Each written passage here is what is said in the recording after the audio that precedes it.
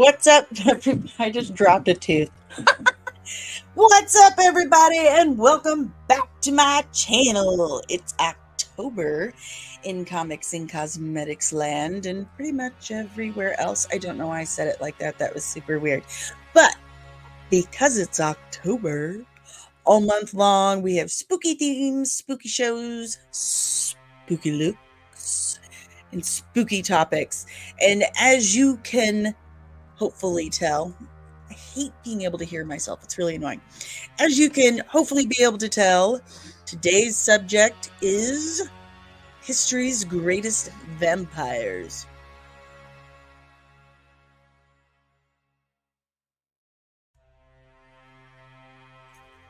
Sorry about that. Where was I? Hey.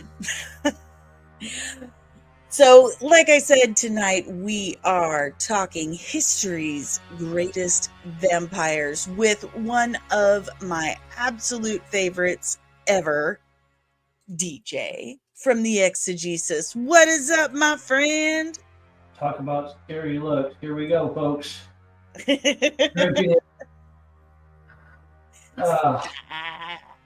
It's all right. It's been a day, but it's all right. We're having fun. I certainly didn't help by being in the wrong studio and been confusing you and sending you the wrong link after I sent you the correct link. It's all right. We always make it work. True story. All right, let's see what other spooky stuff do I have to play in the background. This isn't spooky, but it's okay, so for those who don't know, DJ, tell us a little bit about yourself, who you are, what you do. Well, I am the host of the Exegesis, part of the Red 5 Network. We go live every Thursday talking about all sorts of pop culture topics. We just finished wrapping up the Ahsoka series, and we have Dragons, Are They Real, coming up. So kind of fitting for October. As I said, proud member of the Red 5 Network. Paranormal investigator as well. So I do it all. Nice. I want to hit the screen because it's like there's a drop of blood there, and I'm like, oh, never mind. Turn this off. This fan's there we go. It was warm in here, so I had to have a fan going. Because when you're draining bodies, you tend to break a sweat or burst a capillary. Got a little warm. Before we get started, guys, make sure you smash the like button. If you're new, welcome. I certainly hope you subscribe and ring the notification bell. You can follow us on all the socials. If there is a social media platform, chances are I am there. Like a venereal disease, I'm everywhere, spreading fast, can't get rid of me. You can also check out the website, which has all the socials and videos and everything linked right there, as well as movie reviews and product listings. And there's even a link for the Red 5, where you can find all of the shows in the Red 5 network. There's literally something for everybody. If you can't find something, then you're probably not human. I'm distracting myself with the blood and the yellow eyes. It's very distracting. If you would like to support the channel, we have several different options to do so. We have a pretty sweet merch store with 36 designs, right, y'all? You can also scan that QR code that's above my buddy DJ's head. It'll take you to this link right here, and you can tip us as little or as much as you like. And we also have a Patreon with 3 different tiers starting as little as $3 a month, and your first week is on me. You get merch every few months, and you get outtakes behind the scenes. You can ask me anything, you can request breakdowns, and you get all the videos before anyone else does. So patreon.com/comics and cosmetics. Check it out. Super appreciate all my patrons. DJ is number one patron. He's the first, most important. That's how that works. He's also my twin. We're twins. Yes. So that is true. That's a true story. Okay, guys, let's talk some vampires. I'm so excited. Oh, well, we should say hi to the chat too. I mean, Well, maybe. no, we don't. Oh, Tabitha, what's up, lady?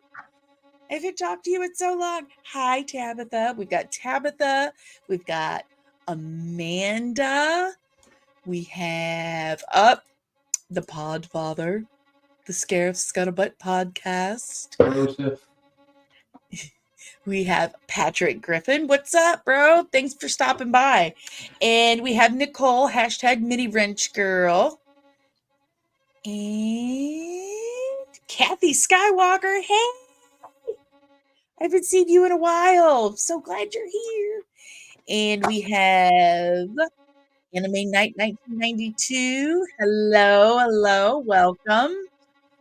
And I think that's it. I think we are ready, guys. I think we're ready to talk some vampires. And if you can guess what the secret addition to this list is tonight, I will send you a gift. So comment below if you can guess what the secret addition to our list of greatest vampires of all time. I will send you a gift if you get it right. So, with that said, let's talk history's greatest vampires. DJ, when I say history's greatest vampires, what's the first thing that pops into your mind? Bram Stoker. Bram Stoker's Dracula? Yes. Top of the list. He sure is. And he really is, Dracula is really the character that started this new romantic idea of vampires. What do you think of when you think Dracula, DJ? Supernatural, fierce combatant, fierce lover, immortal. That's pretty much it in a nutshell. And then there's all sorts of stuff that goes on from there. I think very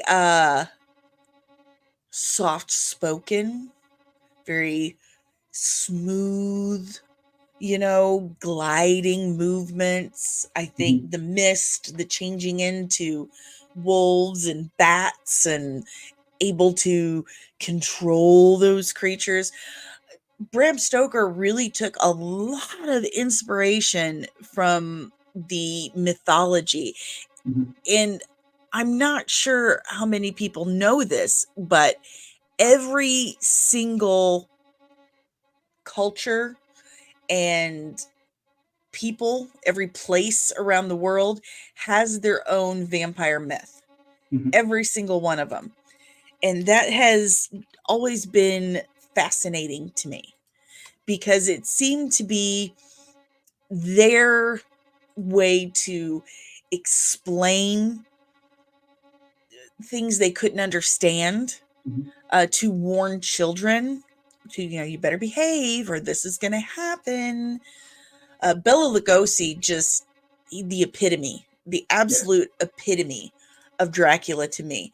But not just, I wouldn't say not just him. There's another guy that I know everyone will recognize right away. But there's another man who has played Dracula, and he's actually played him. Oh, crap. Of course, can't use that picture. He's actually played him more times than anyone else in history. I believe he's in the Guinness Book of World Records for this. And that's pretty wild if you think about it. Very famous man.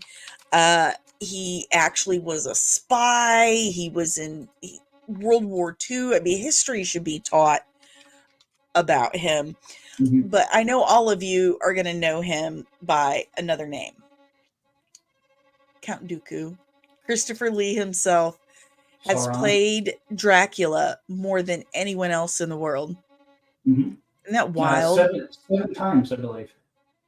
Yeah. Yeah. And he just, oh, he's so good. He's so good. But yeah, Dracula. Dracula is he's the king of vampires. There's Mhm. really no denying it. But before Bram Stoker published his novel,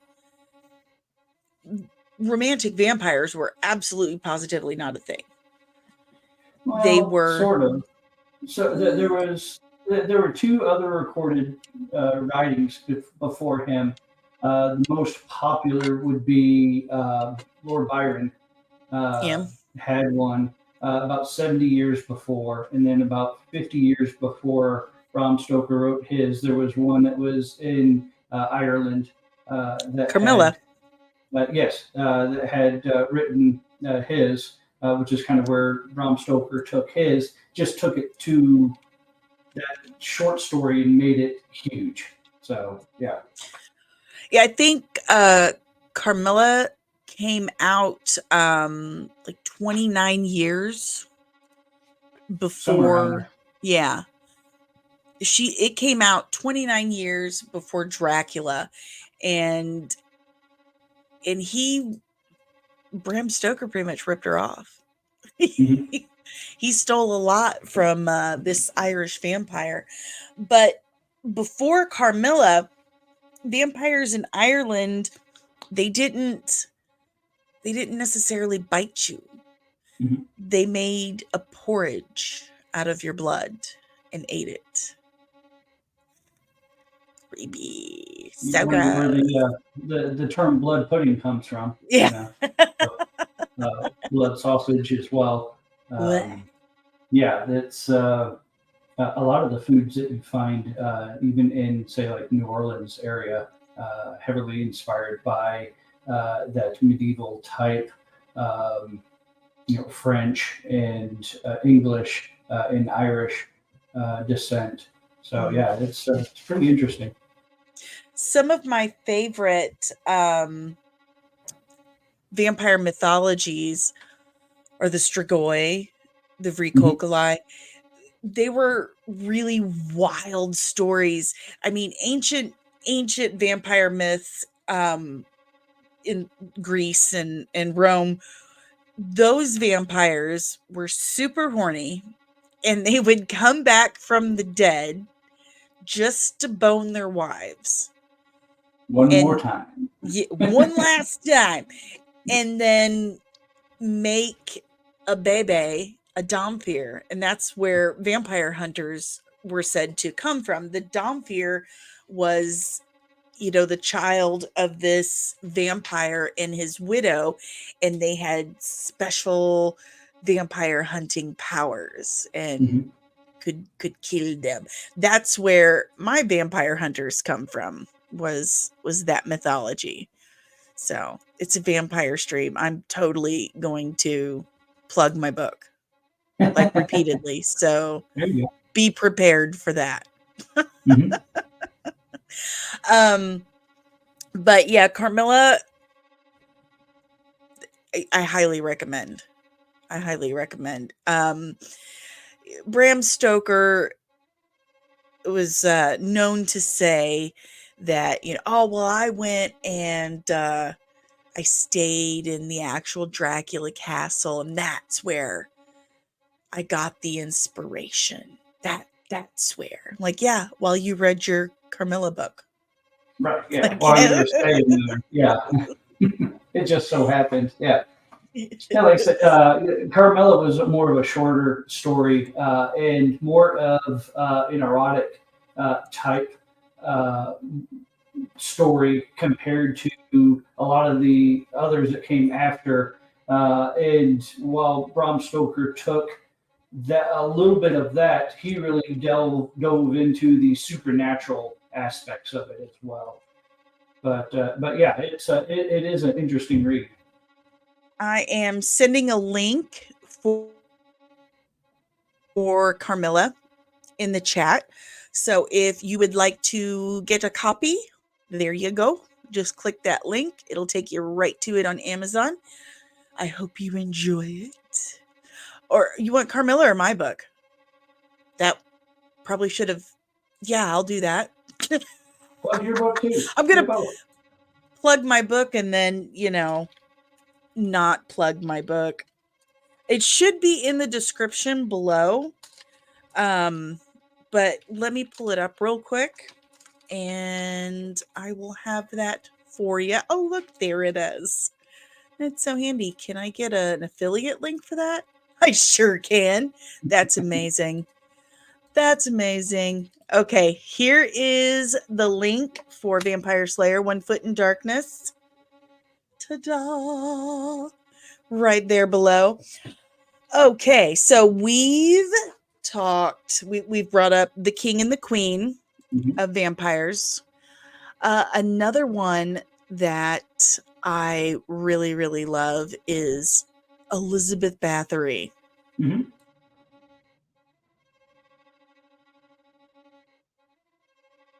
Sorry, I have teenagers. That's Forget right. what happens on Sundays. But Elizabeth Bathory is a real person. This is something that really happened. It's pretty messed up. She is widely seen as one of the first serial killers. Mm-hmm. It's pretty gruesome what this woman did. Let me pull up her picture really, really quick. But what Bathory is famous for is being super vain. She was a Hungarian lady,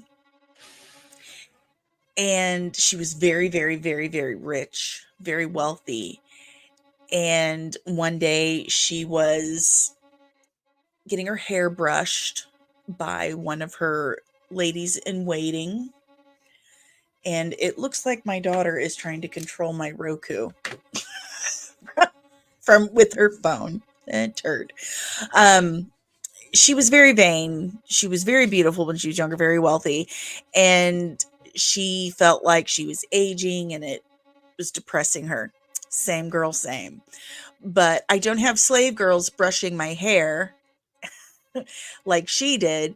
And when she felt like the slave girl pulled her hair too hard, she backhanded her for it hard enough that it cut the girl's face and she bled, and some of the blood got on Bathory's hand. And she was like, oh, well, my hand looks so much younger now. Yeah, because the blood made your hand look pink. Yeah. Dum dum. Yeah. That's all. It wasn't a magic serum. So she took this as like, this is the secret. I need virgin blood. So If it did this to my hand, what's it going to do to the rest of me? yeah. So she puts out this dictatum. What I don't know words. Words are hard.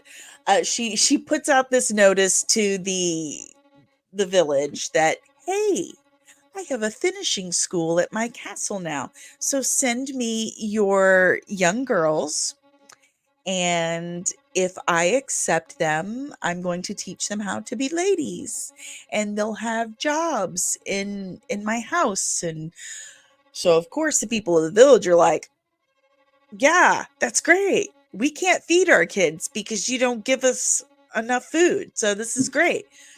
So they start sending their young girls to Elizabeth Bathory. And what she was doing was draining them of their blood and then bathing in it. She had a specific bathtub that she would actually hang them above and let them drain into the tub, and she would lay in it as the blood. Yeah.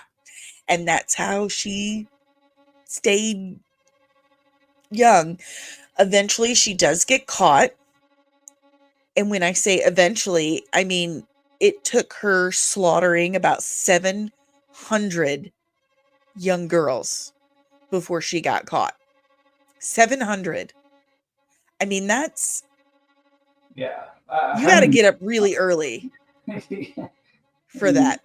yeah, villagers aren't wise to that. You know, oh hey, gee, what happens to our kids? They never call, they never write.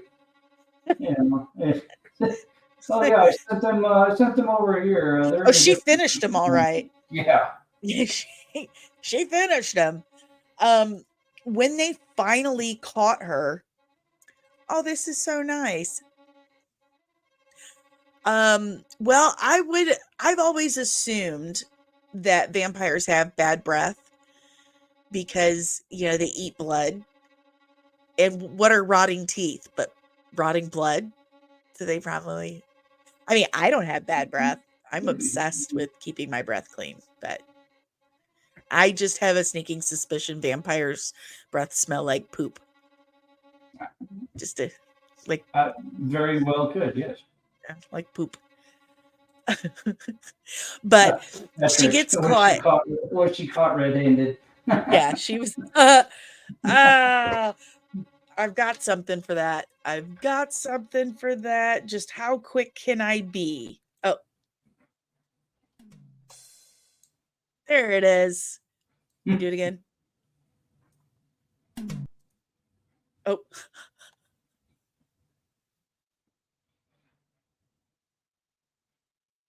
any day now. It's not gonna do it. Okay, no worries. You get it. But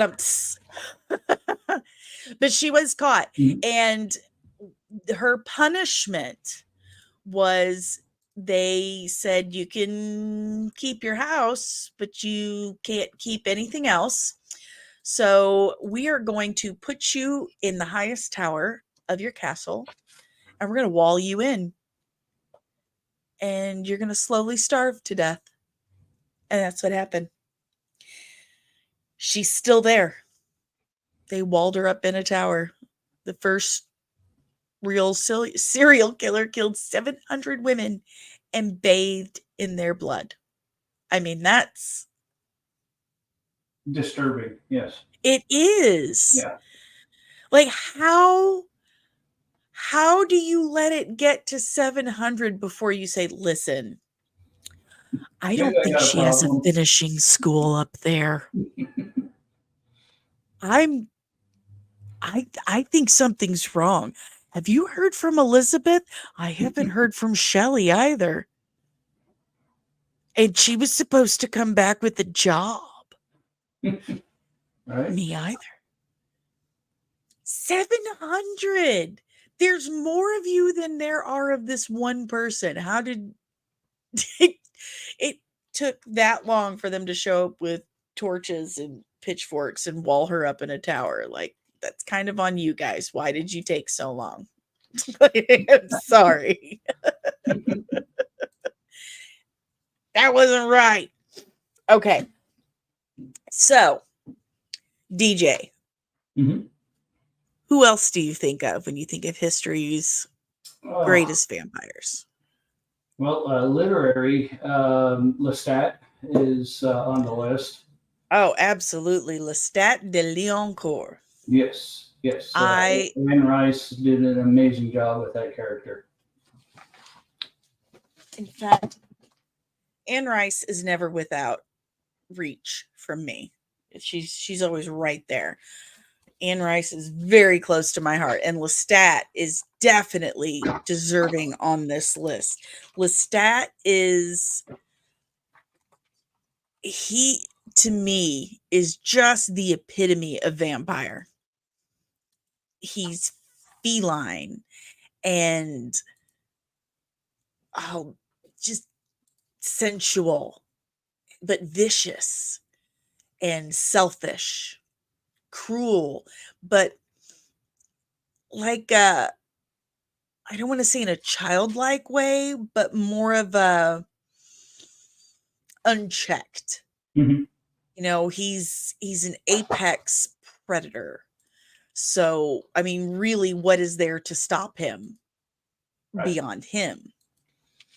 And unfortunately, we got Tom Cruise in a live action of that. Wasn't too happy with that casting. I don't think he had the Lestat vibe that you get in the book. You know, he was supposed to be well over 6 foot, which was super tall for a Frenchman in the time that he was born, in the 1700s, I believe. Um, when Anne Rice wrote Interview with the Vampire, when she pictured Lestat de Lioncourt, she pictured Rutger Hauer. Mm. She was not pleased with the Tom Cruise casting, not even in the slightest. She wasn't pleased with Stuart Townsend either, but she felt like he had more of the feline presence than Tom Cruise. Um, but If I remember right, I think she asked the studio to switch Brad Pitt and uh, yes, Tom Cruise, yes, but the studio declined, and that was at Tom Cruise's behest. He's the one who pushed for him to get that role rather than Louis. yeah. So Scientology paid a lot of money for him to get that role, so makes you wonder. Really makes you wonder. Uh, I have friends who are Scientologists, and I always ask them like a zillion questions. I'm like, I must know. Superpowers yet? Are you going to space soon? Have you cleared? How many times have you cleared? How much money do you have to spend to become clear? Yeah, Um, that's an interesting topic for yeah. another Oh, time. yeah. We But should definitely talk Scientology sometime because I am obsessed. I'm obsessed with Scientology. I'm obsessed with cults. I think it's fascinating. mhm. Fascinating. But I'm also obsessed with the vampire. I read all of Anne Rice's books. I devoured them. Um, and Lestat is definitely one of the greatest creatures of the night as a character. I mean, I never ever witnessed or read about a character that oozed so much sexuality without there being any sex. Mhm, None whatsoever, because the act of sex for them is the feeding. The mhm, feeding is everything. And that just really, really fascinated me. The idea that, I mean, our life's blood is what gives us life. Therefore, they feed off of it. It gives them life in return. mhm, Just, he's very much like Dracula, except Dracula is very monotone in a way, very subdued, very reserved. Whereas Lestat, he has that quiet composure to him, but he's a lot more overt, much more an extrovert and mhm. very passionate, very Yes, passionate. yes. Especially his friend Nicholas, the violin player. Mhm. Oh, they butchered that story in the Queen of the Damned nonsense. Yeah, yeah, they did. Yeah. And I highly do not recommend the Interview with the Vampire show on AMC. I've been seeing advertisements for that. I think it's on HBO now, and so I haven't seen it. That's not something that my wife is into. That It's scary terrible. type of stuff. And But yeah. I like to try to remain positive about things. Like, okay, I didn't like this, but I liked this. There's nothing to enjoy about the quote unquote Anne Rice shows that AMC has done. They have absolutely just squatted over her grave and squeezed out a Cleveland steamer. That's exactly what they've done. Like the Witching Hour series, they basically ripped out 2/3 of the book, used it as toilet paper, and stuffed it back inside and said, "Let's call it Anne Rice's Witching Hour." Mm, wow. It's awful, Disappointing. awful. Ugh. No, I'm not. I'm drinking water. I had whiskey earlier, so I didn't want to tempt fate and knock my studio down again. So I only do that when my Irish friend is here. Um, Another vampire that I always think of, and I'm going pretty old school, but Barnabas Collins. I wasn't sure if we were going to go that route or not, but yes, one of the more fun vampire characters that's been out there. I really enjoyed the books, the TV show, the older TV show, Dark Yes. Shadows movie. Yes. But yeah, the older stuff I really enjoyed.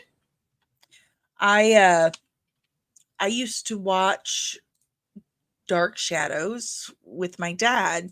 It came on Channel 9. It came on public access. PBS had Mhm. Dark Shadows every Friday, like as soon as I got to my dad's house. And we would watch that together. And I was always just fascinated by how Jonathan Freed was able. I mean, he's not a classically attractive man. He's not. He's not a young, good-looking dude. Let's be honest here. But something about the way he played Barnabas, just it really made him so attractive. And again, he had that very Dracula aesthetic to him, that quiet composure, that look into my eyes. Just really kind of how a lion doesn't have to tell you it's a lion. You just know, you sense it. You can Mhm. sense a predator. And vampires like Barnabas, Dracula, Lestat, they're predators. Mhm. But in the case of Barnabas, there's pain there. There's a lot of pain, a lot of heartbreak. He was suffering, Mm. and he loved his family. He wanted his Yes. family to continue and to prosper. And he refused to let any of his curse afflict them, even though it freaking Angelica always causing problems. That evil bitch. But he had that kindness to him. He was kind and very quiet and reserved, but you just had that sense, that feeling, Mhm. that if you crossed him just for a second, he would snap your neck so fast.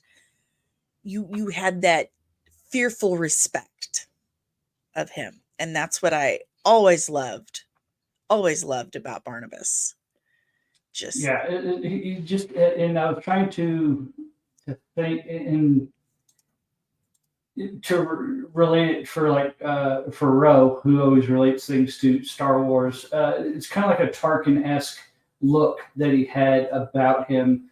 Just this the presence, and it really showed on screen with his speech, his mannerisms, and yeah, he really brought forth that believability of this character. mhm, I absolutely agree. Barnabas, Grandma Target.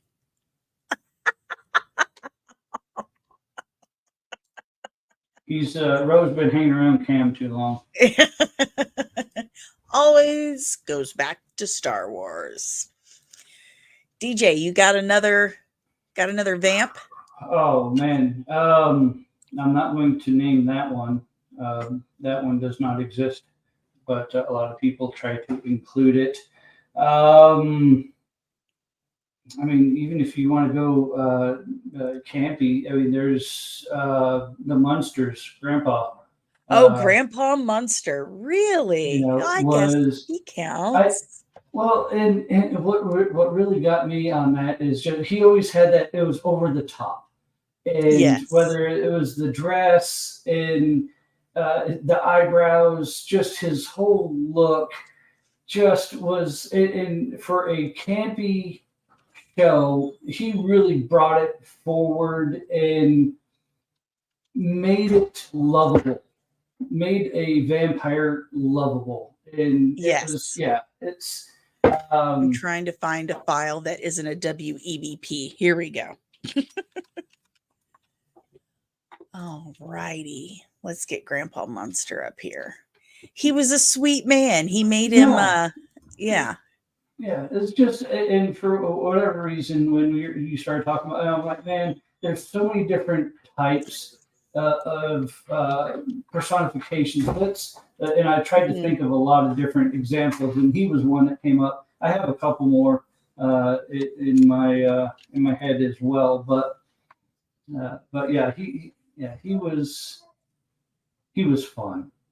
Yeah, see, He doesn't yeah, even have the fangs. He's a sweet, gentle, grandpappy vampy.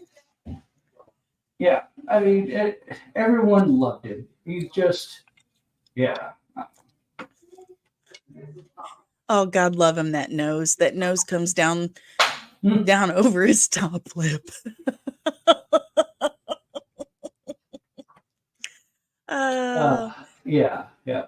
But I mean, that was just, I mean, for a fun side of things, that was one, and that everybody grew up on. Well, I say everybody, but of our age grew up on watching, and people always would recognize yeah. Grandpa Munster.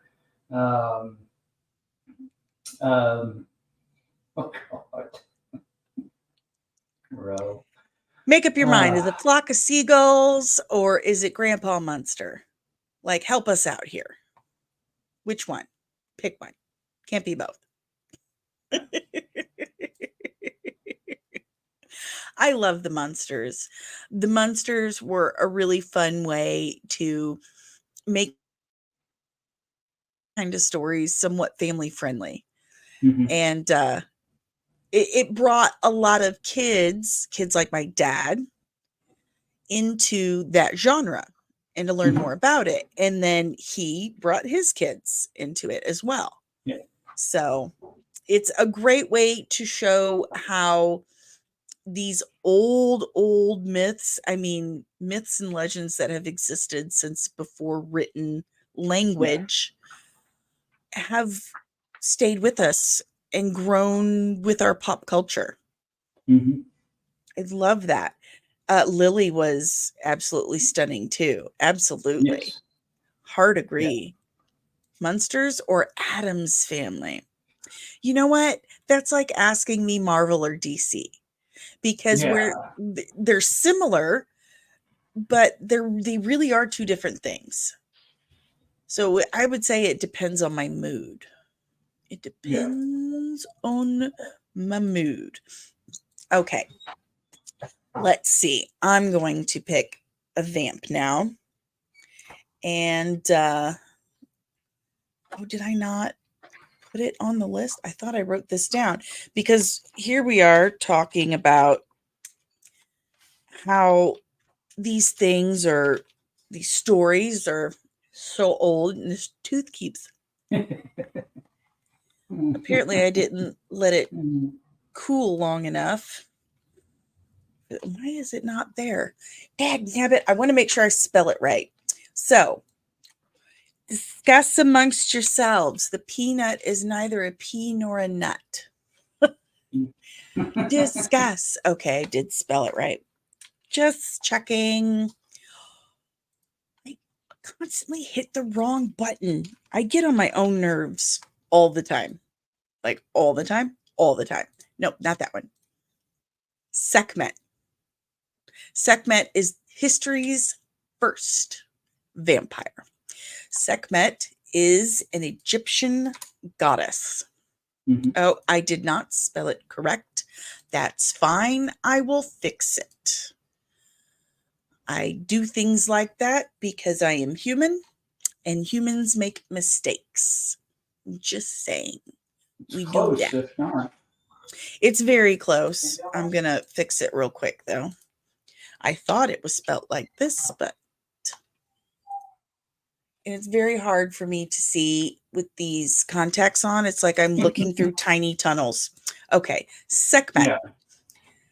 Sekhmet is, I don't know why I did that. That doesn't help the tunnel vision. Sekhmet is an ancient Egyptian goddess. She's part animal. She's a mother goddess. Her name means she who is powerful, one who has control. And she's the goddess of the hot desert sun, plague, chaos, war, and healing. But she ate people. She drank blood. And she looked kind of like a leopard, I want to say. Let me pull it up. Yeah. Here we go. Dad nabbit, I keep accidentally getting these WEBPs. Listen, whoever invented that file format, your mom's a hoe. Okay? It's really not fair to content creators. It's a huge pain in our butts, and we just want to show you visual aids. That's all we want. That's it. Plain and simple. Oh my God, that one's a WEBP too? You gotta be kidding me. It's very, very frustrating. Tabitha, just draw a picture of Sekhmet real quick, please. Just draw it real quick. You can do it. I have every faith in you. I totally do. Did I find one? Oh, I did. I've got one. That's great.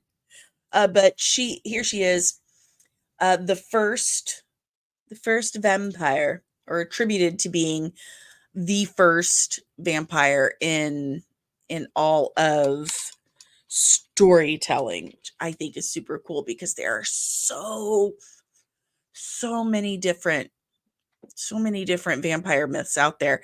In Japan, a vampire is a woman who died in childbirth, and it's only her top half of her body and her guts are like flying around out from the, yeah, and she eats babies. The Japanese have messed up myths and stuff. Like, Yeah. those are some truly terrifying, scary stories. In Japan, a curse is a curse is a curse is a curse forever, forever, Yeah. ever, ever. There's no lifting it. There's no getting away from it. If you're cursed, you're doomed forever. Like, they have really some messed up, terrifying stuff. And their vampire myths are some of the wildest, creepiest things I have ever read. Yeah. Like, And then not only are you cursed, your family is cursed. forever. It just keeps going down the line. Yeah. It's Yeah. really, there's no way to get rid of it. It's You're really donezo, messed bro. up. Yeah. Nobody is coming to save you. It's done forever. This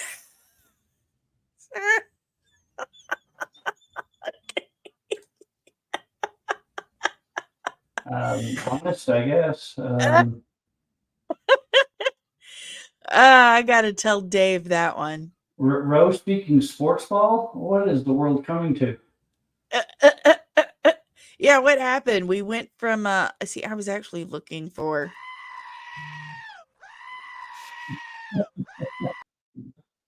I had to have the screaming goat. I love the screaming goats. They're my favorite. Yeah, the cubs are the worst. Sorry. They really are. Go Cards. Anyway, um, does anyone have any guess whatsoever what the super secret squirrel vampire in literary history is going to be? Anybody?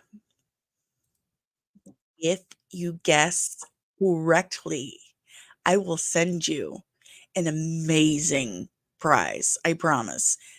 You- How did you get drunk so fast? You were just sleeping. Or was he? Okay, so let's do Nadja Nandor, Laszlo, and Colin Robinson. What we do in the shadows is one of the best things to happen to television and the vampire genre. If you haven't watched I it, haven't seen that one yet. oh my gosh, you really need to. What we do in the shadows is based on a movie, a mockumentary that Taika Waititi did a few years ago, and it was so good. I watched it twice in one day because Dave came over and said, "You got to watch this. This is freaking great." And it's Jermaine Clement, Taika Waititi, um, Reese Darby is in it, and it's absolutely hilarious. It's about these vampires that share a house together. They're housemates in New Zealand. And it's filmed like a documentary and it's freaking great. The movie did so well that they created a TV show based on the concept, and that has been amazing. I think we're in the we just finished the 4th season of it, and they're in Staten Island. You have Matt Berry as Laszlo, um, Natasha Demetriou as Nadja. I cannot remember the guy who plays Nandor's name, and if I could remember, I would probably butcher the pronunciation. And you have Harvey Guillen as, or Guillen. I'm going to pronounce it wrong. I can't pronounce things. I'm middle-aged white woman in the Midwest, so we can only pronounce Midwestern things. And Harvey over there, he plays Nandor's familiar, and his name is Guillermo, and they're constantly calling him Gizmo, like they never get his name right. Colin Robinson play or the Colin Robinson, the character Colin Robinson is an energy vampire, and he is so hilarious. Everyone has met this type of person before. Someone who just absolutely sucks the life out of you. They're just so boring and just it's another one of those WEBP files, I swear. Oh, so annoying. Oh my gosh, they're just all of them. Do not make me have to tell you guys to Google this for yourselves. I am so frustrated over these file formats. Um, an energy vampire is just someone who's super boring and just drains you. They just go on and kind of like how I'm doing now. On and on and on and on. Um, and that's what he does. He finds jobs that are really tedious and annoying, and then he wanders around it just driving people nuts until they fall asleep, and he drains them of their energy. And he totally looks like a guy that would be an energy vampire. Like, la, la, la, la, la. Did I find it? I did. Okay. So this is Colin Robinson. Oh, odd. It really, if you haven't seen the show, you've got to. All right, I'll It's check it out. these four, they live in a house in Staten Island, and they're roommates and hilarity ensues. It's wonderful. Absolutely wonderful. DJ, do you have any other vampires? Blade. Who? Blade. Blade. Everyone says Blade. He kind of counts. Marvel Comics Blade. Absolutely. Yes. Um, Yes. absolutely. Blade is a Domfir. He is half vampire, half human. His mother was bitten while she was pregnant with him, therefore making him the Daywalker. Hmm. We all know Wesley Snipes portrayed him on the big screen, but apparently he was such a jerk face butthole and mean to everybody that Ryan Reynolds refused to have him in Deadpool 3, where Deadpool kills the Fox universe. So there is that. But I did enjoy the Blade movies, especially Blade Trinity with Mhm. Ryan Reynolds. He was hilarious in that. But it's a great concept. It was one of the first times, definitely in major media, um, where we had a vampire that hunted other vampires Mhm. and could go out in the daylight. He had all of the vampires' strengths and none of their weaknesses. And that was a very exciting concept, I think. I Mhm. really enjoyed it. And the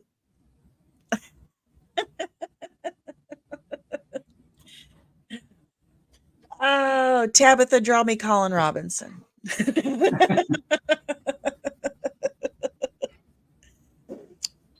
I've always been a middle-aged white woman, Ro. I just happen to be indigenous and Mexican as well, but clearly I am white. There's just no hiding that. But no, Blade was super cool. You know, the black leather, the katanas, Yeah. like Yeah. he fought with blades.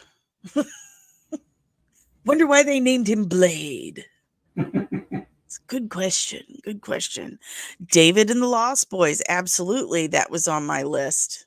Mhm. David. It's a great name. Great name. Kiefer Sutherland really hit it out of the park with that. Um, and I don't know anyone in our generation who doesn't love that movie or, oh my gosh, it's happening again. You can't find any good pictures anywhere. There we go. um, that was a really, really, really cool movie because it was very Goonies. It was Yeah. a Goonies vampire movie. And we got Kiefer Sutherland and Jason Patrick, the Coreys, Yeah. before they both kind of went woo. Um, but it was and the mom's new boyfriend was the bad guy. And they tried to get him to show himself by putting extra garlic in his food and stuff like that, because that's what comic books told him to do. God love those kids. Right. Good Yeah. for them. Amazing movie. Yes. But David was sadistic. He Mm. was a real sadistic vampire. Like, he'd do things just to mess with you. The hanging from the railroad tracks. He's like, just let go. You're one of us. Thou shalt not kill. That was a great song. Lost Boys is fantastic. It's one of the greatest vampire movies of all time. The 80s really gave us a lot of amazing vampires. We got Lost Boys, we got Fright Night, we got Near Dark. Um, Here's one that not a lot of people know about, but The Hunger with David Bowie and Susan Mhm. Sarandon. Ooh, ooh, Catherine Deneuve. That was a wild one. Tom Hiddleston and Tilda Swinton played vampires in 2013 in Only Lovers Left Alive. I didn't know that movie existed. Hmm. And there's actually an episode in What We Do in the Shadows where the Vampiric Council meets, and they have all of these, like Wesley Snipes cameoed as Blade. Paul Rubens cameoed as his vampire character in Buffy the Vampire Slayer. Oh God. He was great. And Tilda Swinton showed up as a vampire. And I'm like, that's weird. I mean, she does kind of have that androgynous, graceful vampire Hmm. feel to her, but I didn't know like why until last night when I was watching a bunch of vampire stuff. And turns out her and Tom Hiddleston were in a movie called Only Lovers Left Alive. They played Adam and Eve. I don't think they were the Adam and Eve, but that's why she did it. And it was really good. It's a good movie. Um, John Hurt is in it too. Hmm. So pretty good movie. You guys should check that out. So does anyone yeah, that's what I thought. And that's the joke in the Vampire Council. They're like, Tilda Swinton, what are you doing here? And she's like, well, we all play vampires on screen to throw people off the scent. So, um, but does anyone have any guesses on the last vampire I'm gonna bring up? The super secret squirrel one. Nope. Okay. Well, no one gets the prize, but that's okay. Unless you've read my book, you wouldn't know because I'm including my vampire. Cheater. Shameless, shameless self promotion from my book, Vampire Slayer: One Foot in Darkness. The Inanna, the blood goddess. Her human name was Veronica Todd. She went by Nika, and the poor thing, unfortunately, fell victim and was turned into a vampire. Not just any vampire; she was used in a ritual to resurrect the blood goddess. This ancient Sumerian vampiric deity. So, and I just love her. I do. I think I almost like went full cosplay in of her, but I'd have to drop like 100 pounds and be able to not breathe in a black leather corset. So I just was like, I'll just be a generic vampire. Is that cultural appropriation? Like just being a generic vampire? But anyway, if you want to learn more about Nika Todd, the Inanna, one of history's greatest literary vampires, please check out that link and buy my book. We'll definitely have to check that out. Anyone in the chat, you got any honorable mentions before we move on to some sweet, sweet nerdy news? I'm glad. Anybody? I'm glad that there wasn't a mention of a sparkly type. Oh, psh, So, what's wrong with I'm you? Don't invoke him. but Don't invoke him. I did mention in the comments an honorable mention. Ugh. You just put it up on screen. Kurt Barlow. Is that from Near Dark? It's from a Stephen King novel. Oh, Salem's Lot. Yes. Yes. Salem, which is short for Jerusalem. Salem's Lot's a great one. Yeah, it Good, was good call, one of DJ. my favorites. And there's also speculation that Kurt Barlow also is known as Randall Flagg. which is the main protagonist in 90% of any of his early Yes. works, including Dark Tower. Hmm. So yeah, that In The was Stand. yes, yeah.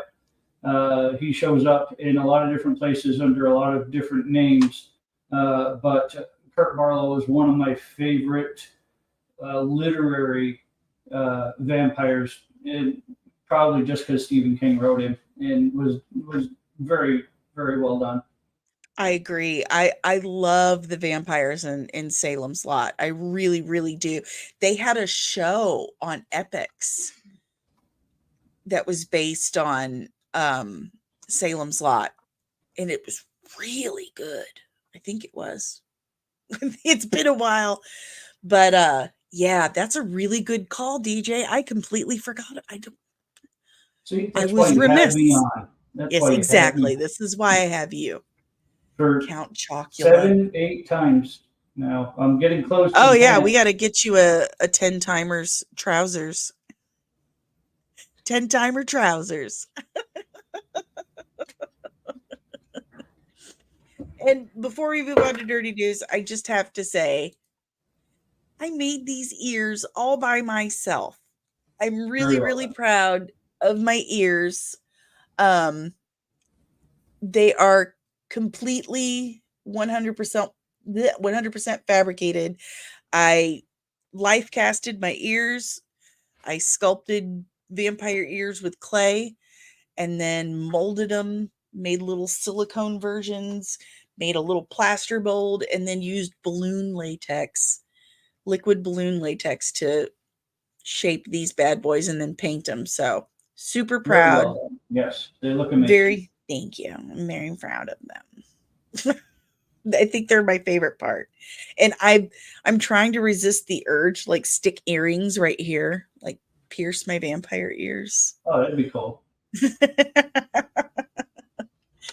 Ah, all right, guys. It is time. It is time. I don't even know where I'm at because I've got so many pictures for the overlays.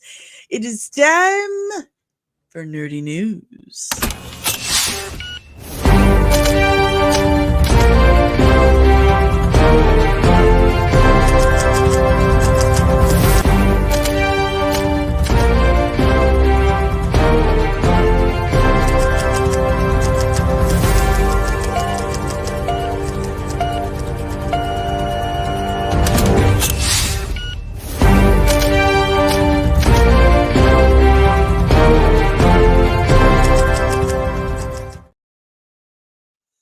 Nerdy news. First and foremost, ah, damn it, Ahsoka. It just wanted to love that ending so much, and it just kind of let us down.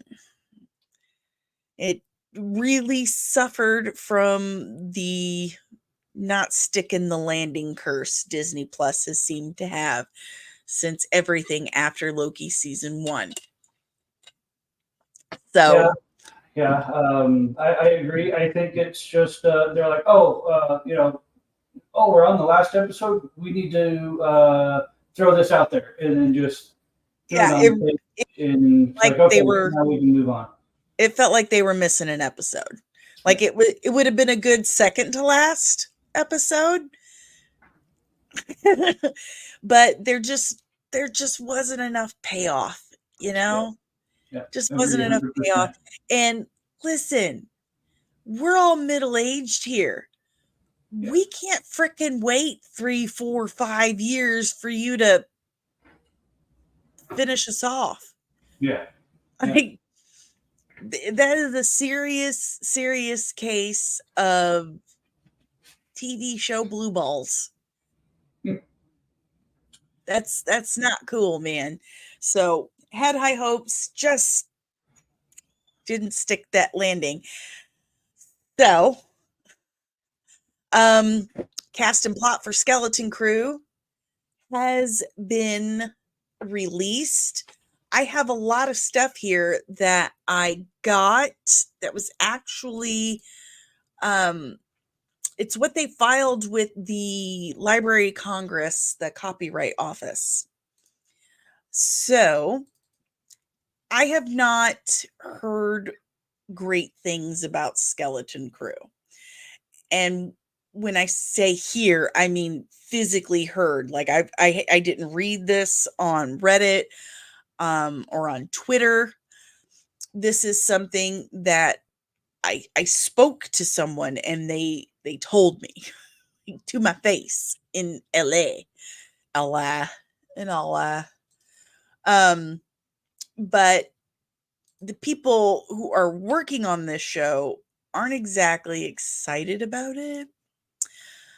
There's been a lot of problems, a lot of problems, a lot of delays. So I don't have a lot of high hopes for it. It's got a lot of kids in it. I'm trying to find the things so I can read it to you. I should probably put my glasses on with these stupid contacts in. Uh oh, here it is. And there are my glasses. Okay. So as of now, because what I heard about a month or so ago that Skeleton Crew had been put off for a solid year. But now, according to what they have filed with the Copyright Office, they're saying it's going to come out in January, when around the time that Echo comes out. The description says, and I'm reading it directly from their pre-registration paperwork. In the first episode of Skeleton Crew, we are introduced to 4 children who make a mysterious discovery on their seemingly safe home planet and get lost in a strange and dangerous galaxy.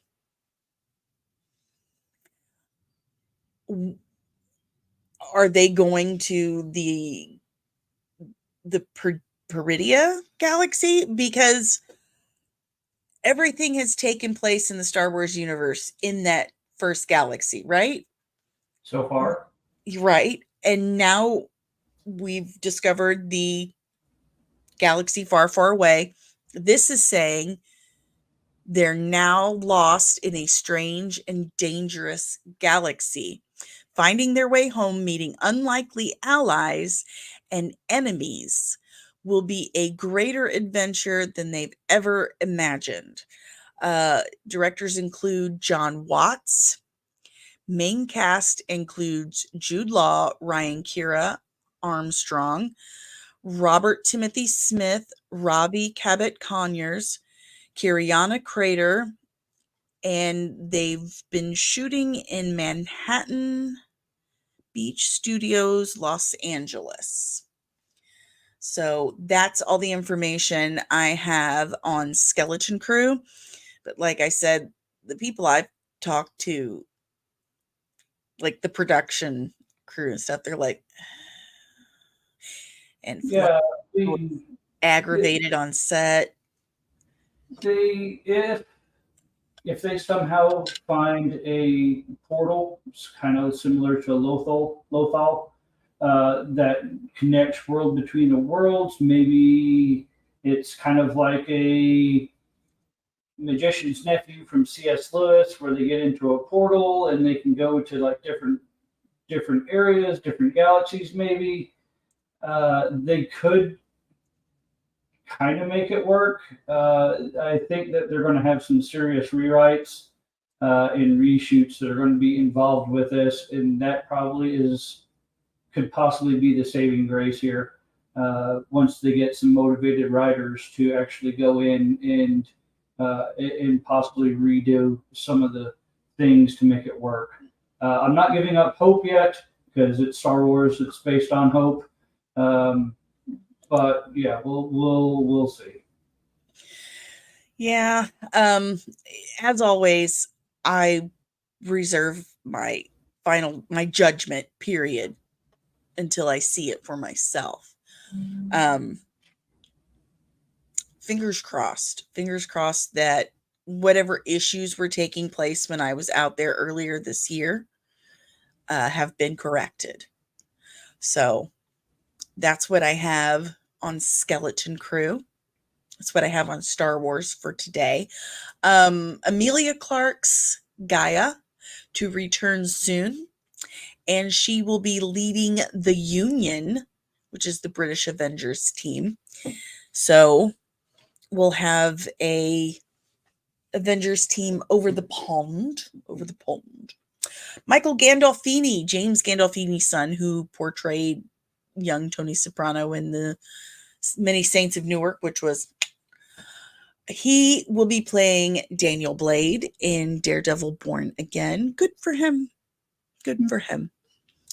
Kiwei Kwan actually had some say in OB's costume on Loki. They wanted Ouroboros to have a Data feel.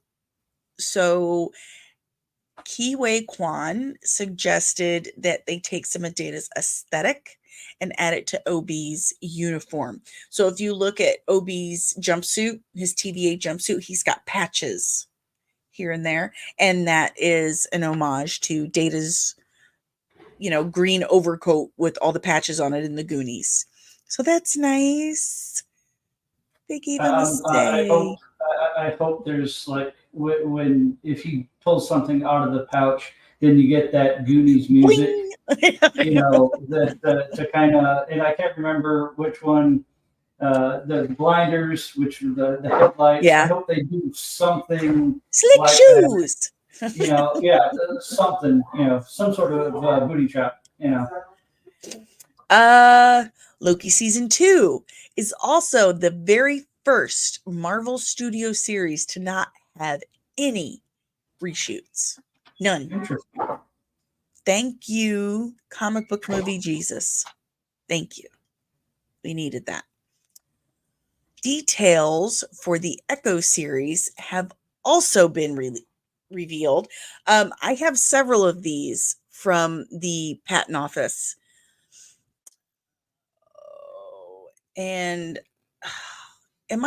is it just me? Am I just really bad at, labeling things? Because I feel like I'm really bad at labeling things because I can never find where I put that. It's like my computer says, "Hey, I downloaded that thing for you. Just not going to tell you where it is, though. Right. Good luck." It's not fair because I'm irresponsible and dumb. So, what I remember from what I read is that Echo is going to be kind of here we go. She's it's coming out in January 10th, all 5 episodes. And Echo, Maya Lopez, if you want to know more about Maya Lopez, I did a breakdown about her a few weeks ago. It's on the channel. She's struggling to reconnect with her Native American roots while balancing the aspirations tied to a life of crime as successor to the brutal legacy of Wilson Fisk, aka Kingpin. In the first episode, we are introduced to Maya and her struggles. Directors Sidney Freeland. We have Alakwa Cox as Maya Lopez, Vincent D'Onofrio, Chask Spencer as Henry, Tantu Cardinal as Chula, Graham Greene as Scully, and I apologize for all the coughing. That is not me. Cody Lightning as Cousin Biscuits. Cousin Biscuits. Tasting that biscuit. Taste the biscuit. Taste the biscuit with the honey sauce. Charlie Cox is showing up as Daredevil. DeVry Jacobs as Bonnie, and Zahn McLernan as William Lopez. And they shot in Atlanta. But that's coming out January 10th. And all 5 episodes all at once. So that could be a good thing. That could be a bad thing. I don't know. But my fingers are crossed for Alakwa Cox. She has a fake leg just like mine. That makes me very excited. Christopher Nolan is in advanced talks to direct 2 Bond films, and they have already agreed on what era it will take place in. So, it's not necessarily going to be a continuation or a That's modern age. Yeah, that's interesting. That, It's interesting. that it could be a different era, maybe going back and It could be really good, it could be really bad. yeah, yeah. Well, I mean, Christopher Nolan's doing it. I'm sure it's going to be outstanding. Uh, Right. Well, and Bond films have always taken place in the era that they are filmed in. mhm. So this will be pretty interesting if they take it back. Yeah, as maybe they'll redo the Timothy Dalton ones and make them credible. Uh, who knows? I'm going to get my son a cough suppressant or I'll just smother him.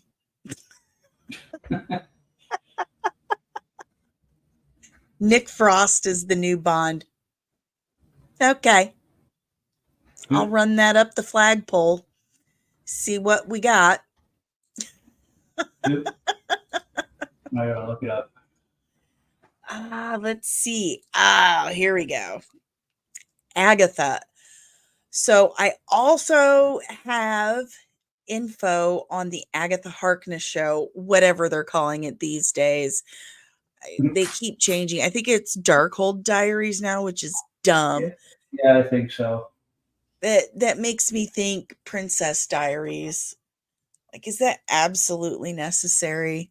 Do we have to keep it? They've changed the name 3 or 4 times, and from what I've seen of set photos, her chair says Agatha of Westview. So if Hmm. they change it again, I'm just throwing all my paper away. Screw it. Um, of course, I can't freaking find it anywhere. Let's see if it's still in my downloads. But from what I remember, this one, here we go. She has woken up from the spell she was under. It says, yeah, in the first episode, we see Agatha Harkness finally break out of a spell she has been trapped in. She can't wait to go back to her old murderous ways, only to find that she is powerless. Wah, wah. The only way forward is for her to embark on a perilous quest to get her powers back with the help of an unlikely friend or two. Catherine Hahn, Aubrey Plaza, who I adore. She's playing a brand new character named Rio. And that's always a crapshoot, you know? No interest Yeah. whatsoever. It just Joe Locke is playing Billy, uh, Wiccan, Scarlet Witch's son, Patty Lupone as Lilia, Sashir Zamata as Jen, uh, Ali On as Alice, and they shot in Atlanta. But according to this, Agatha is supposed to drop September 19th of next year. So there we go. Yeah, not every side character needs a spin-off series. I But love you know, Agatha though. Catherine Hahn is so good as Agatha. I would. I liked her in WandaVision, Mhm. but again, I really am hoping that this doesn't ruin the character that was really good in that show. Yeah, yeah. I don't think we need every side character doesn't need a spin-off show, but I'll leave it at that. Rose Maybe in the says future. he's changing the name of his new segment to the Red 5 Diaries. That, that tracks. Yeah. Um, La la la.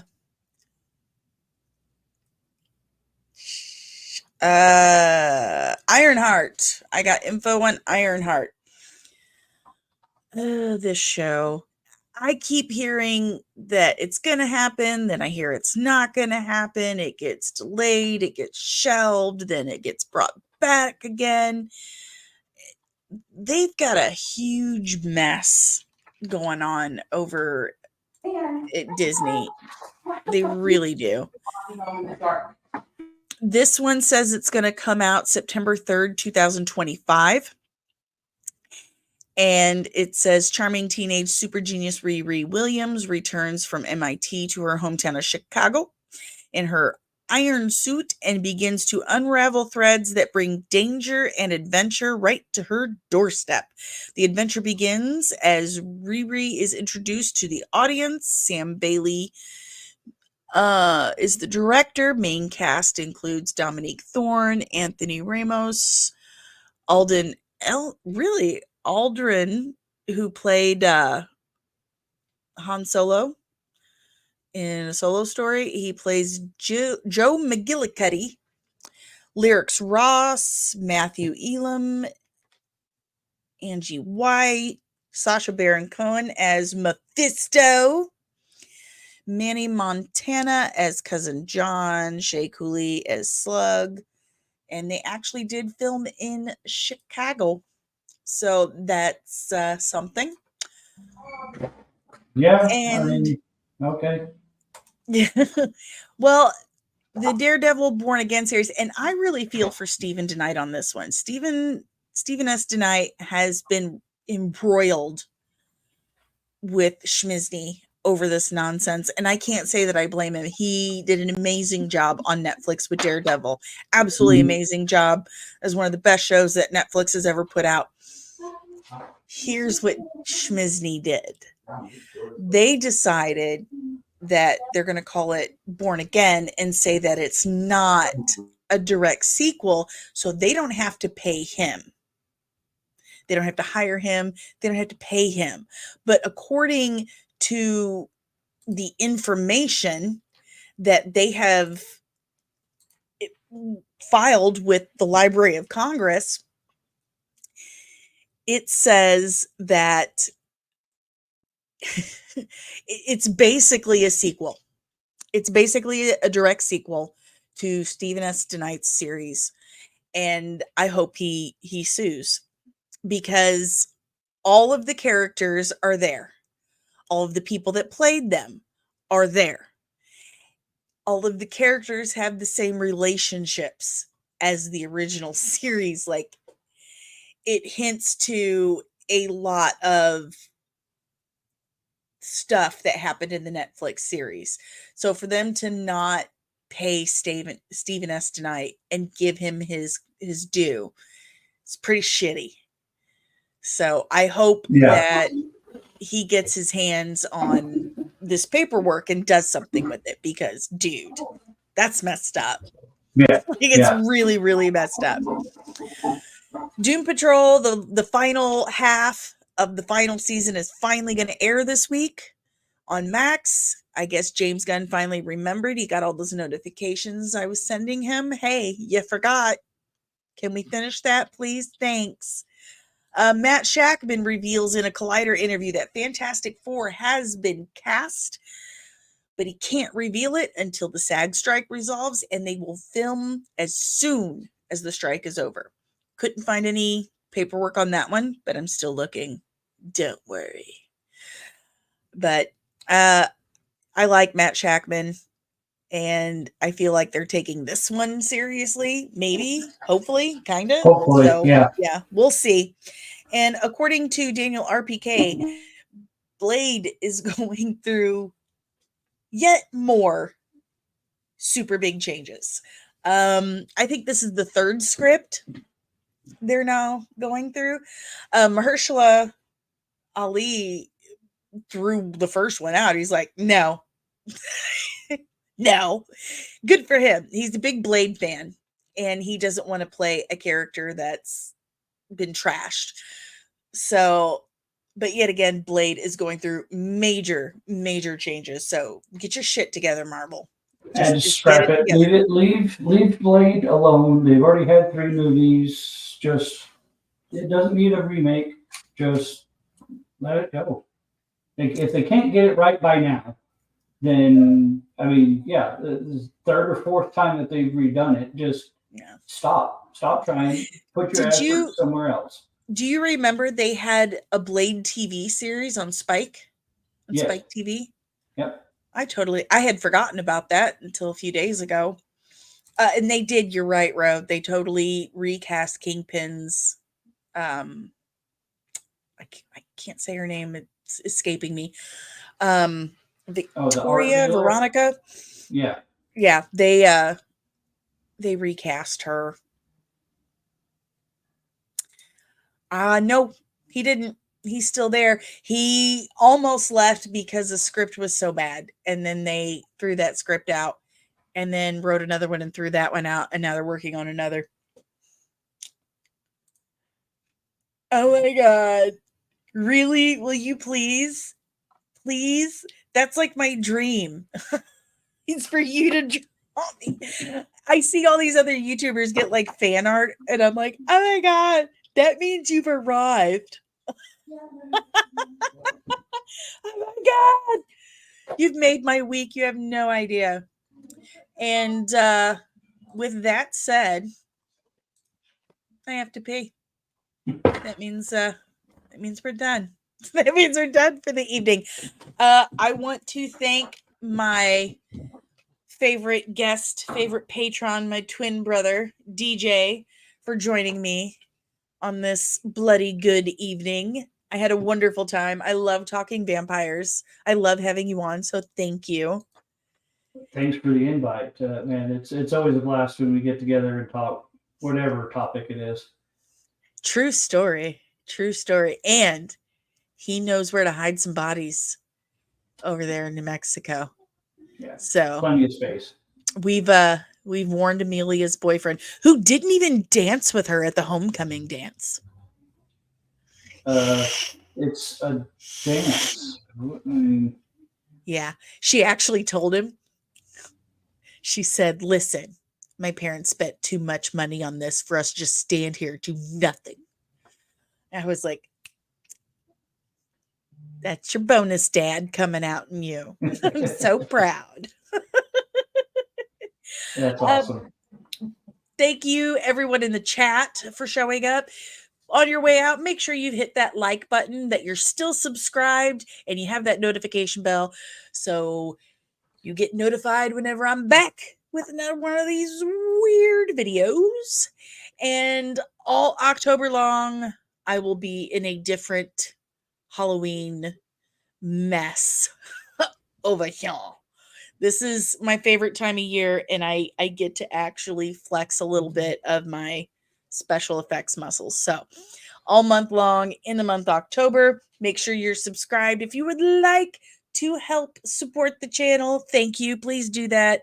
I'm starving. I need cheese. You can scan the QR code up there. It will take you to this link right down, chaw, and you can tip us as little or as much as you like. You can also visit our Patreon and join one of 3 tiers for as little as $3 a month. Your first week is free, and I'll send you some presents. Yeah, I will. You can also buy some merch. I have 36 designs, including I have to pee, because I frequently do. I'm old. It happens. I want to thank the Red 5 Network for putting up with me. Thank you. I love you guys. You're my reason for drinking coffee in the morning. You can follow us on all the socials. And if you want to know what all those super cool links are, you can check the description below. I also have a link for DJ's channel. Make sure you're subscribed to him. And you can check out our website with all my super cool reviews and all of that other nonsense. Until then, nerdies, nerdlings, nerdies, whatever, nerd babies. Until then, I've been Danny, he's been DJ, and you have been awesome. And I will see you And the next one, by the way, there's a very special song on the end credits. And it totally is me. So enjoy my ode to chicken poofs for my friend Amy. Chicken poofs. Yeah.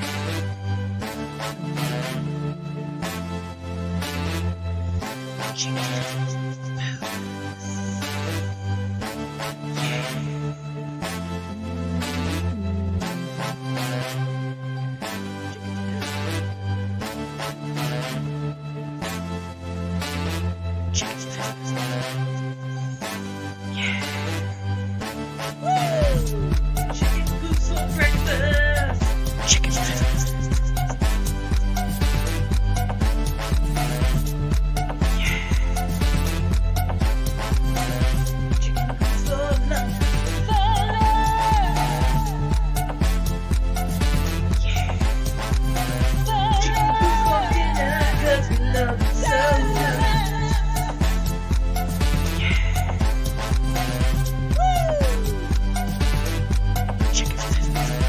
Flaky, crispy, soft, mushrooms, chicken, pull it up, slide it in your oven, right? Come on, girl, don't